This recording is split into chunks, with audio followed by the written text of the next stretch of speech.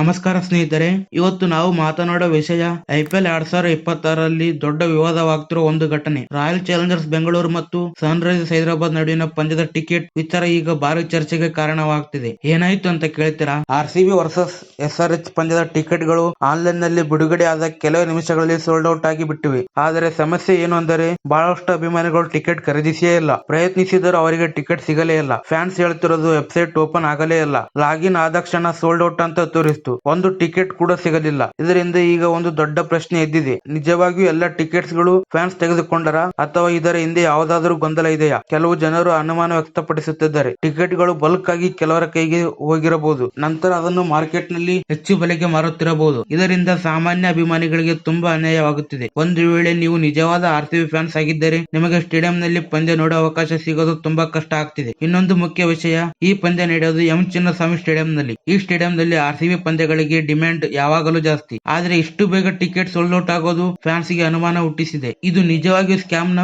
ನಾವು ಒಂದು ವಿಷಯ ಕ್ಲಿಯರ್ ಆಗಿ ಹೇಳ್ಬೇಕು, ಇದನ್ನು ನೇರವಾಗಿ ಸ್ಕ್ಯಾಮ್ ಅಂತ ಹೇಳೋದು ಸರಿಯಲ್ಲ. ಆದ್ರೆ ಈ ಘಟನೆ ತುಂಬಾ ಶಂಕಾಸ್ಪದವಾಗಿ ಅನ್ನೋದು ನಿಜ. KSCA ಕ್ರಿಕೆಟ್ ಮತ್ತು RCB ಮ್ಯಾನೇಜ್ಮೆಂಟ್ ಇದಕ್ಕೆ ಸ್ಪಷ್ಟನೆ ಕೊಡಬೇಕು. ಫ್ಯಾನ್ಸ್ ಕೇಳ್ತಿರೋದು ಒಂದೇ, ಟಿಕೆಟ್ ಸಿಸ್ಟಮ್ ಟ್ರಾನ್ಸ್ಪರೆಂಟ್ ಆಗಿರಲಿ, ಪ್ರತಿಯೊಬ್ಬ ಅಭಿಮಾನಿಗೂ ಸಮಾನ ಅವಕಾಶ ಸಿಗಲಿ. ಇಲ್ಲದಿದ್ದರೆ ಕ್ರಿಕೆಟ್ ಮೇಲೆ ಇರುವ ಪ್ರೀತಿ ನಿಧಾನವಾಗಿ ಕಡಿಮೆಯಾಗಬಹುದು. ಸೋಷಿಯಲ್ ಮೀಡಿಯಾದಲ್ಲಿ ಈಗಾಗಲೇ ಈ ವಿಷಯ ಟ್ರೆಂಡ್ ಆಗ್ತಿದೆ. ಹೆಚ್ಚು ಜನರು ತಮ್ಮ ಬೇಸರವನ್ನು ಹೊರ ಹಾಕುತ್ತಿದ್ದಾರೆ. ನಾವು ನಿಜವಾದ ಫ್ಯಾನ್ಸ್, ನಮಗೆ ಟಿಕೆಟ್ ಸಿಗಲೇ ಇಲ್ಲ, ಇದು ನ್ಯಾಯವೇ ಎಂಬ ಪ್ರಶ್ನೆಗಳು ಎಲ್ಲೆಡೆ ಕೇಳಿ ಬರುತ್ತಿವೆ. ಕ್ರಿಕೆಟ್ ಅಂದರೆ ಕೇವಲ ಆಟ ಅಲ್ಲ, ಅದು ಒಂದು ಭಾವನೆ. ಆ ಭಾವನೆಗೆ ಗೌರವ ಕೊಡೋದು ಎಲ್ಲಾ ಸಂಸ್ಥೆಗಳ ಜವಾಬ್ದಾರಿ. ಇದರ ಬಗ್ಗೆ ನಿಮಗೇನು ಅನಿಸುತ್ತೆ? ಇದು ಸಿಸ್ಟಮ್ ಸಮಸ್ಯೆಯಾ, ಇಲ್ಲವೇ ನಿಜವಾಗಿಯೂ ಗೊಂದಲ ಇದೆಯಾ? ನಿಮ್ಮ ಅಭಿಪ್ರಾಯವನ್ನು ಕಾಮೆಂಟ್ ನಲ್ಲಿ ತಿಳಿಸಿ. ವಿಡಿಯೋ ಇಷ್ಟ ಆದರೆ ಲೈಕ್ ಮಾಡಿ, ಶೇರ್ ಮಾಡಿ ಮತ್ತು ನಮ್ಮ ಚಾನೆಲ್ ಅನ್ನು ಸಬ್ಸ್ಕ್ರೈಬ್ ಮಾಡಿ. ಮತ್ತೆ ಸಿಗೋಣ ಮುಂದಿನ ವಿಡಿಯೋದಲ್ಲಿ.